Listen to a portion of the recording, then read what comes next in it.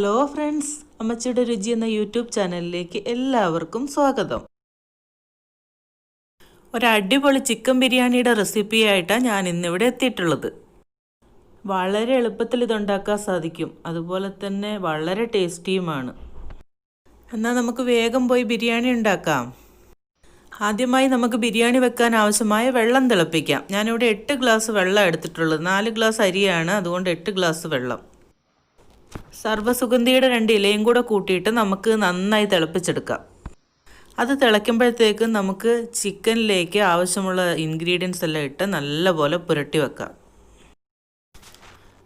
ഞാനിതിലേക്ക് 2 table spoon മുളക് പൊടിയും 1/2 ടീസ്പൂൺ മഞ്ഞൾപ്പൊടിയും 1/2 ടീസ്പൂൺ ഗരം മസാലയും പാകത്തിന് ഉപ്പും ചേർത്ത് കൊടുത്തിട്ടുണ്ട്. ഇനി ഒരു 1/2 കപ്പ് തൈരും കൂടെ ചേർത്ത് നമുക്കിത് നല്ലപോലെ മിക്സ് ചെയ്തെടുക്കാം. ചിക്കൻ കഷ്ണങ്ങളിലെല്ലാം നല്ലപോലെ പുരട്ടിയതിന് ശേഷം നമുക്കിത് മാറ്റി വെക്കാം.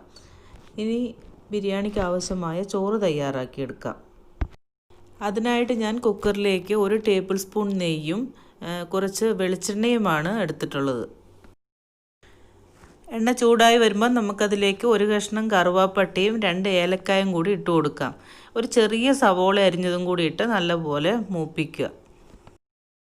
ചെറുതായിട്ട് നിറം മാറി വരുമ്പോൾ നമുക്ക് കഴുകി ഊറ്റി വെച്ചിരിക്കുന്ന അരി അതിലേക്ക് ഇട്ട് കൊടുത്തിട്ട് കുറച്ച് നേരം ഒന്ന് ഇളക്കി കൊടുക്കാം.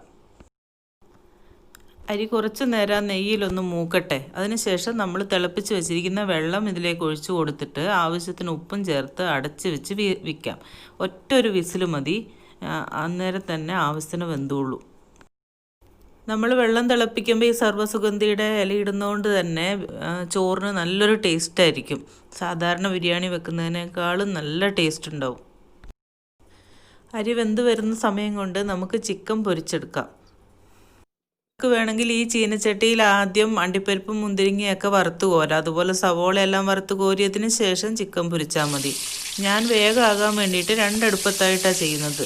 അതുകൊണ്ട് ഇതിൽ ചിക്കൻ പൊരിക്കാൻ വെച്ചിട്ട് വേറൊരു പാത്രത്തിൽ ഇതെല്ലാം വറുത്തെടുക്കാം. എൻ്റെ മുളക് പൊടിയിൽ കാശ്മീരി ചില്ലിയും കൂടി ഉണ്ട്, അതുകൊണ്ടാണ് ഇത്ര കളറ് കേട്ടോ.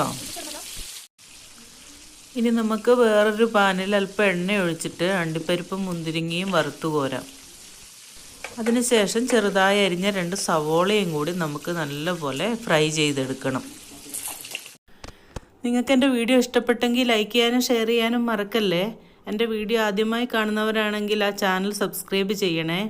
ആ ബെല്ലൈക്കൺ കൂടി ഒന്ന് എനേബിൾ ആക്കിയാൽ ഞാനിടുന്ന വീഡിയോകളുടെ നോട്ടിഫിക്കേഷൻ അപ്പം തന്നെ നിങ്ങൾക്ക് കിട്ടും. ചിക്കൻ ഒരു വശം വെന്തപ്പം മറിച്ചിട്ട് കൊടുത്തിട്ടുണ്ടേ. ഇനി നമുക്ക് ഒരു പിടി മല്ലിയിലയും 5-8 പച്ചമുളകും 1 വലിയ കഷ്ണം ഇഞ്ചിയും 1 കുടം വെളുത്തുള്ളിയും കൂടി നല്ലപോലെ പേസ്റ്റായി അരച്ചെടുക്കണം. നമ്മുടെ ചിക്കനെല്ലാം ഇവിടെ വറുത്ത് കോരി വെച്ചിട്ടുണ്ട്. ഇനി നമുക്കിതിനാവശ്യമായ മസാല തയ്യാറാക്കാം. ചിക്കൻ വറുത്ത് ആ ചീനച്ചട്ടി തന്നെയാണ് ഞാൻ ആക്കുന്നത്. ആ എണ്ണയിൽ തന്നെയാണ് മസാല തയ്യാറാക്കുന്നത്. അപ്പോൾ അതിന് നല്ല ടേസ്റ്റ് ഉണ്ടാവും. ഞാനൊരു 4 വലിയ സവോളയാണ് എടുത്തിട്ടുള്ളത്. അത് ചെറുതായിട്ട് അരിഞ്ഞിട്ട് നമുക്ക് വഴറ്റിയെടുക്കാം. ആ സമയം കൊണ്ട് നമുക്ക് കുറച്ച് തക്കാളി, ഒരു 3 തക്കാളി പേസ്റ്റാക്കി അരച്ചെടുക്കണം. സവോളയിലേക്ക് ആവശ്യത്തിന് ഉപ്പിട്ട് കൊടുത്തിട്ടുണ്ടായിരുന്നു. അത് നല്ലപോലെ വഴന്ന് വന്ന് കഴിയുമ്പോൾ നമ്മൾ അരച്ച് വെച്ചിരിക്കുന്ന ആ പച്ചമുളകൊക്കെയുള്ള പേസ്റ്റ് ഇല്ലേ, അത് ചേർത്ത് കൊടുത്ത് അതിൻ്റെ പച്ചമണം മാറുന്നത് വരെ നല്ലപോലെ വഴറ്റുക. അത് കഴിയുമ്പോൾ ഇതിലേക്ക് ആവശ്യമായ പൊടികൾ ഇട്ട് കൊടുക്കാം. ഞാനിവിടെ 1 ടീസ്പൂൺ ഗരം മസാല, 1 ടീസ്പൂൺ കുരുമുളക് പൊടി, പിന്നെ 1 ടീസ്പൂൺ മുളക് പൊടിയും ചേർത്ത് കൊടുക്കുന്നുണ്ട്.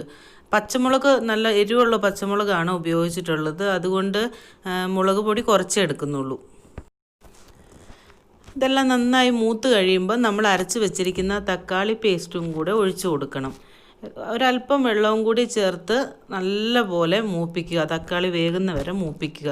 അതിനുശേഷം നമ്മൾ വറുത്ത് വെച്ചിരിക്കുന്ന ചിക്കൻ കഷ്ണങ്ങൾ ഇതിലേക്കിട്ട് നല്ലപോലെ മിക്സ് ചെയ്യുക. ഇനി നമുക്ക് കുക്കറിൽ നിന്ന് കുറച്ച് ഒരു 1/4 ഭാഗത്തോളം ചോറെടുത്ത് മാറ്റാം. അതിനുശേഷം കുറച്ച് മല്ലിയില അരിഞ്ഞത് ഇട്ട് കൊടുക്കണം. 1 ടേബിൾ സ്പൂൺ നെയ്യും കൂടെ ഞാനിതിൽ ഒഴിച്ചു കൊടുക്കുന്നുണ്ട്. നമ്മൾ ആദ്യം 1 ടേബിൾ സ്പൂൺ നെയ്യ് മാത്രമേ ഉപയോഗിച്ചിട്ടുള്ളൂ. നമ്മൾ ഫ്രൈ ചെയ്ത് വെച്ചിരിക്കുന്ന സവോളയും കൂടെ കുറച്ച് ഈ സമയത്ത് ഇട്ട് കൊടുക്കാം കേട്ടോ. ഞാനത് ചോറിന് മുകളിൽ അലങ്കരിക്കാമെന്ന് വിചാരിച്ചിട്ട് ഇട്ടിട്ടില്ല. ഇനി തയ്യാറാക്കി വച്ചിരിക്കുന്ന ചിക്കൻ കഷ്ണങ്ങൾ നിരത്തിയതിന് ശേഷം കുറച്ച് ചോറും കൂടി ഇട്ട് കൊടുക്കണം. വീണ്ടും അതിന് മുകളിൽ ഇപ്പം ചെയ്ത അതേ പ്രൊസീജിയർ ആവർത്തിക്കുക. ഒരു സ്പൂൺ നെയ്യും കൂടെ നമ്മൾ ഒഴിച്ചു കൊടുക്കുന്നുണ്ട്. ആകെ 3 ടേബിൾ സ്പൂൺ നെയ്യാണ് നമ്മൾ ഈ ബിരിയാണി ഉണ്ടാക്കാൻ ഉപയോഗിച്ചിട്ടുള്ളത്. ഏറ്റവും മുകളിലായി കുറച്ച് മല്ലിയിലയും നമ്മൾ ഫ്രൈ ചെയ്ത് വെച്ചിരിക്കുന്ന അണ്ടിപ്പരിപ്പ്, മുന്തിരി, സവോള ഇതെല്ലാം നിരത്തിയതിന് ശേഷം ഒരു 10 മിനിറ്റ് നമുക്ക് കുക്കർ അടച്ച് വെക്കാം. കുക്കറിൻ്റെ ചൂടിലിരുന്ന് തന്നെ അത് നല്ലപോലെ സെറ്റായിക്കോളും.